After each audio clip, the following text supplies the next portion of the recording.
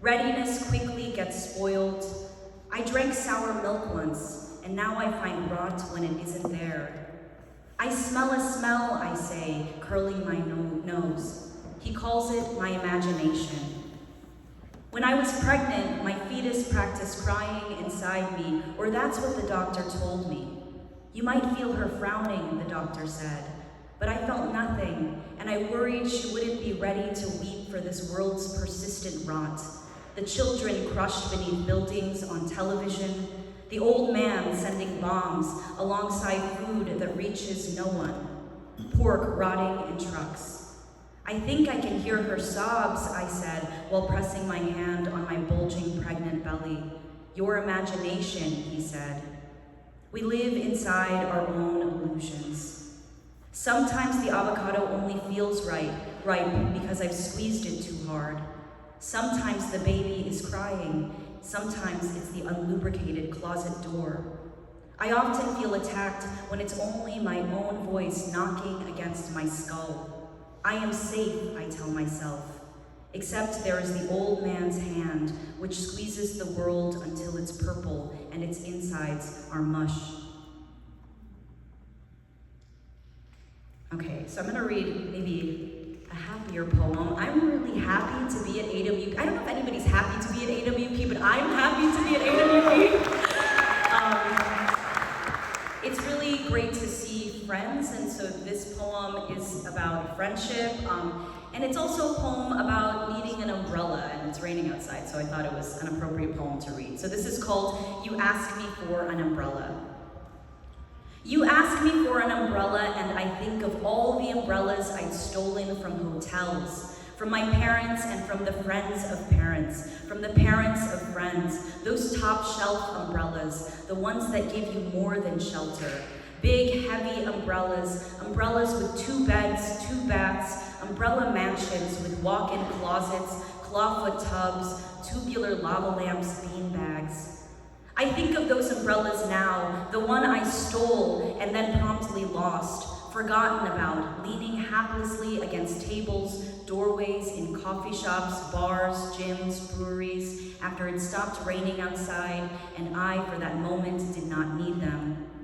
But it would rain again later and I'd say, fuck, where'd I leave that umbrella?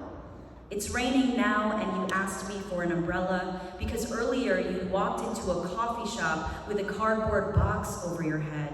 You, a sodden FedEx package. The barista made a joke about the box, about your lack of an umbrella, and you grimaced under your mat of damp, dark, wavy hair swooped to the side above your brow. Maybe this is not a poem about umbrellas. Maybe it's a poem about you asking me for an umbrella, and about me not having one to give you. What if I have nothing to give because I'm bad with umbrellas, bad with money, reckless about love, feckless, foolhardy in friendship? Well, I guess I'd ask you for an umbrella, and you'd say you had a cardboard box we could share. We could stand under it, wander the streets sheltered in sagging paper. We'd bring the box into the restaurant where you'd order us chips and dip, I'd order a fruit tart. The timid sun would reemerge from its cave in the sky, like Lazarus, once again flush with animation, back with the living, and we'd be sated, not thinking for the time being about the need for an umbrella. Instead, we'd talk about the cardboard box, now leaning haplessly against the doorframe, and we'd talk about other boxes and the gifts we hope to one day give to all our friends. Thank you so much.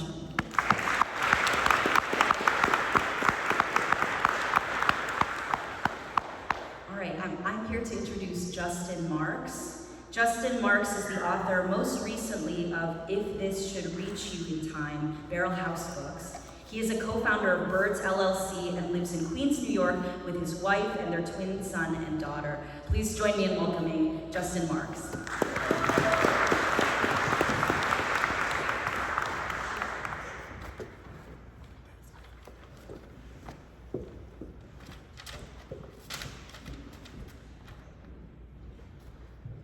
Everyone, good to be here. Thank you for coming out. Ooh, I don't think I've ever had this view in a church before. I'm Jewish, so this is a whole different thing. Not that I really go to temple, but, you know, whatever. All right, I'm going to read a few from the book and then a few new ones. Thank you, everyone, for being here. Barrel House, Smartish Pace, 32 poems, everybody. Thank you. Doing more is never enough. There is no time, only experience. A certain off-balance quality. A word breaks loose, a room gains depth. Then is a plain room again. Some of us just waking up, some of us already awake. Every good thing we do, every bad thing, as if there were nothing wrong in America. That last line is stolen from Nicanora Para. Sorry, it's a variation on the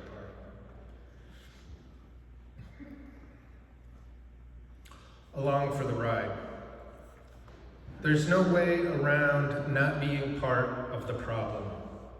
Innovations in war, the creation of what we were supposed to prevent.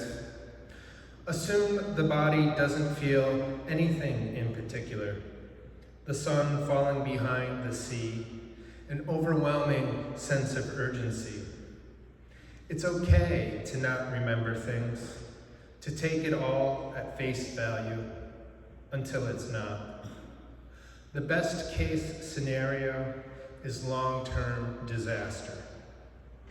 Gutted deer hanging from the barn rafters, angels watching indifferently.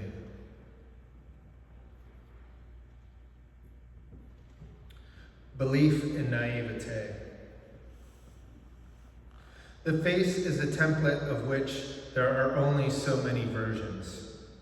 A country we no longer recognize, that is the country we've always recognized, but pretended we didn't. Our greatest sin. Anger that sustains itself with anger about being angry. The ruin we inflict on the world getting in the way of the ruin we further seek to inflict on the world. Dark heart highways illuminated by hills on fire. The light in me, that is the light in you, that is the light in all of us. A name, a memory, heartbreak from which there is no recovery.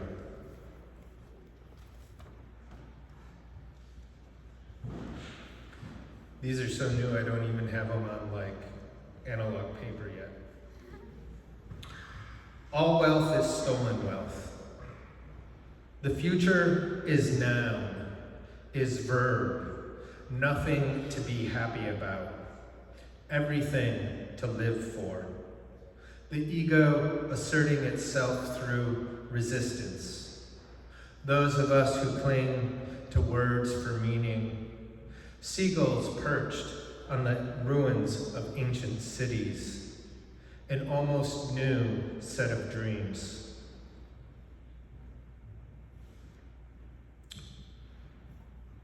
The zombies are the government. Catharsis is motion. The control we have is destruction. Particular potatoes of time. Can you hear how quiet I'm trying to be?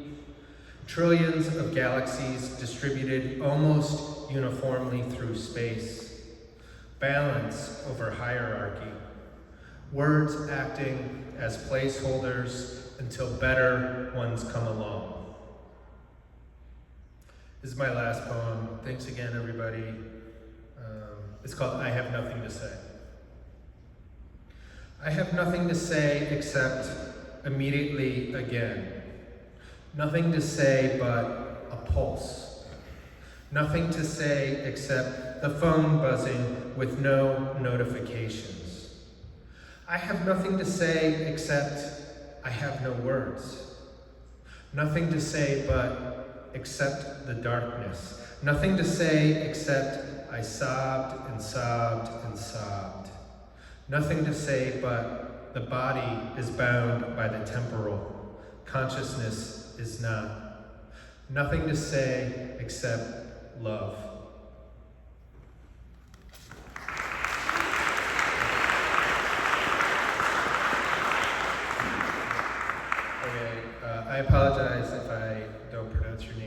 Stephen Leyva, Smartish Pace, was born in New Orleans, Louisiana, raised in Houston, Texas.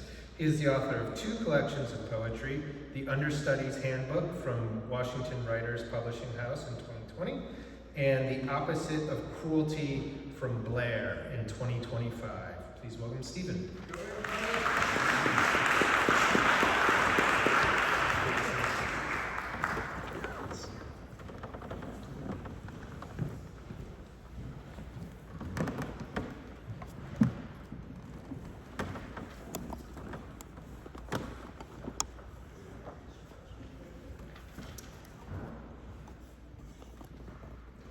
Hello everyone, I'm Stephen. I teach at the University of Baltimore right up the street. I'm an associate professor there. And so I'm also happy to be at AWP in my city. So I like that Marianne started with that. The thing I always say about Baltimore, because I didn't grow up here, is that Baltimore is a city that will adopt anyone, but it will always remind you that you're adopted. And I wouldn't have it any other way. So I'm the author of The Opposite of Cruelty, but I'm gonna read work, all new works, so just 3 poems from the next book I'm working on. And thank you so much to Smartish Pace, Barrel House, and 32 Poems. I wanted to start with a line from a dear friend and another poet that was published on Barrel House, Tracy Diamond. It's from a poem of hers called I Chase Endings. And the line, which is kind of an epigraph for these 3 poems, is this. I turn on good-looking news in time to burn my morning coffee. Here's a poem set in Oklahoma. The whole state has always been a casino. Bet on agrarian. Lay all your money on cotton, gin, and cattle, and here come the back talk of industrial revolution. Child, slide your chips toward church fronts and salons of such fame. The wait time to catch a tambourine or pin curl bob was insane. And here come an angry mob, a swarm of bullets as thick as June mosquitoes, an old lie, a cabal of insurance fraud, a whole clutch of homes, black as chalkboard, washed away. Not clean, mind you, plenty of blood, but nothing sinless about this, so call it what it is. A massacre, an arson. Zora said, if you are silent about your pain, they'll kill you and say you enjoyed it. But what about the bet you made with the currency of common dignity? What about the house money of God's image you were born with?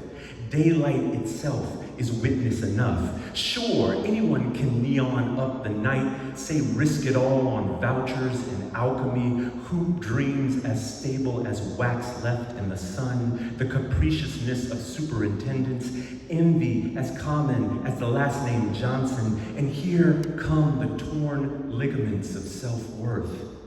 Bet on competence, pudding proof, and sky blue facts, on the weight of Coach of the Year, on hard work, on self-determination, on yes we can, on side hustles, on one day they'll see. And here come the sheer ignominy of folks with big mediocre energy.